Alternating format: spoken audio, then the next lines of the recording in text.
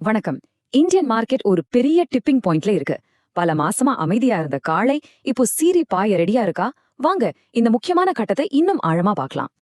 இப்போ எல்லாரும் மனசுலயும் ஒரே கேள்விதான்.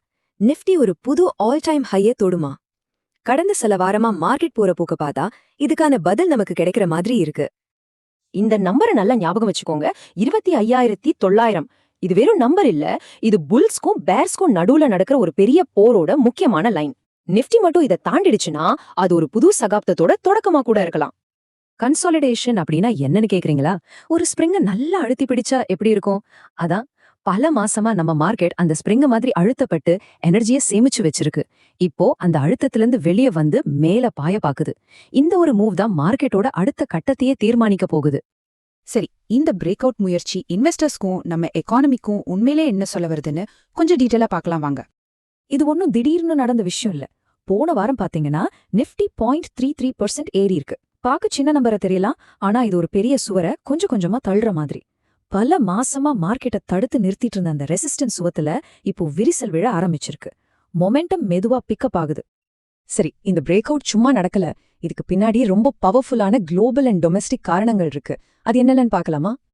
முதல்ல யுஎஸ் ஃபெட் வட்டி விகிதத்தை குறைக்கலான்னு ஒரு நம்பிக்கை. அடுத்து இந்தியா யுஎஸ் ட்ரேட் பேச்சுவார்த்தையில நல்ல முன்னேற்றம். அப்புறம் கச்சா எண்ணெய் விலையில மாற்றம், யுஎஸ் சீனா வர்த்தகத்துல ஒரு பாசிட்டிவ் வைப், நம்ம கம்பெனிகளோட சூப்பரான Q2 ரிசல்ட்ஸ். கடைசியா ஃபாரின் இன்வெஸ்ட்மெண்ட் இப்போ ஸ்டேபிள் ஆகிட்டு வருது. இது எல்லாமே சேர்ந்து மார்க்கெட்க்கு ஒரு நல்ல பாசிட்டிவ் சூழலை உருவாக்குது. இங்க பாருங்க, இது ரொம்ப இன்ட்ரெஸ்டிங்கான ஒரு விஷயம்.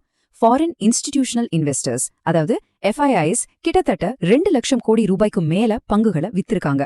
ஆனா அதே சமயம் நம்ம டொமெஸ்டிக் இன்ஸ்டிடியூஷனல் இன்வெஸ்டர்ஸ், அதாவது DIIs 5 லட்சம் கோடி ரூபாய்க்கு மேல வாங்கி மார்க்கெட்டை தாங்கி பிடிச்சிருக்காங்க. இது இந்தியன் மார்க்கெட்ல ஒரு பெரிய மாற்றத்தை காட்டுது.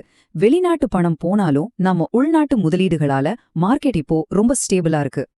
ஓகே, இப்போ இந்த பெரிய விஷயங்கள்ல இருந்து கொஞ்சம் டெக்னிக்கலா பார்ப்போம். ட்ரேடர்ஸ் யூஸ் பண்ற ஒரு முக்கியமான டூலை பத்தி பேசலாம்.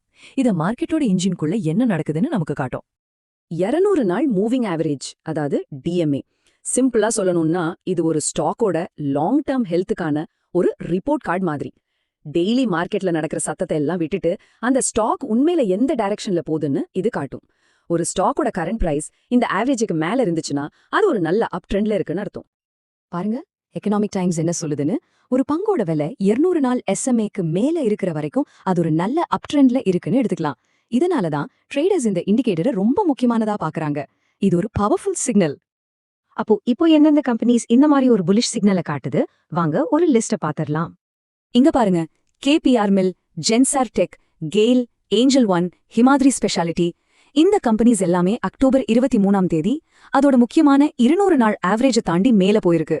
இது ஒரு ரொம்ப ஸ்ட்ராங்கான புலிஷ் சிக்னலா பார்க்கப்படுது. லிஸ்டனும் முடியல. LIC housing finance, Elecon engineering, oil India, V-Guard, power grid corporation.